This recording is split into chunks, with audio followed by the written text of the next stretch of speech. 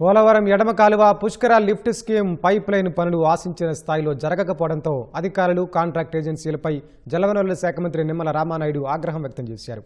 ఇటీవల క్షేత్రస్థాయి పరిశీలనలో గుర్తించిన అలసత్వంపై తీవ్ర అసంతృప్తి వ్యక్తం చేసిన నిమ్మల ఈ అంశాన్ని సీఎం చంద్రబాబు దృష్టికి తీసుకెళ్లినట్లు తెలిపారు. సీఎం ఆదేశాల మేరకు irrigation special chief secretary Shashibhushan, advisor Venkateswara Rao, ENC Narasimha Murthy, SE Yesubabu agency ప్రతినిధులతో వర్క్ షెడ్యూల్పై ప్రత్యేక సమీక్షా సమావేశం నిర్వహించారు. జాతీయ రహదారి క్రాసింగ్ల వద్ద నూతనంగా నిర్మించిన వంతెనలను అనుసంధానించేందుకు వెంటనే ఎన్హెచ్ఏఐ ప్రతినిధులతో సంప్రదింపులు జరపాలని అధికారులను ఆదేశించారు. ముఖ్యమంత్రి ఆదేశాల ప్రకారం ఆగస్టు నెలలోనే అనకాపల్లి వరకు గోదావరి జలాలు అందించేలా పనులు వేగవంతం చేయాలని స్పష్టం చేశారు.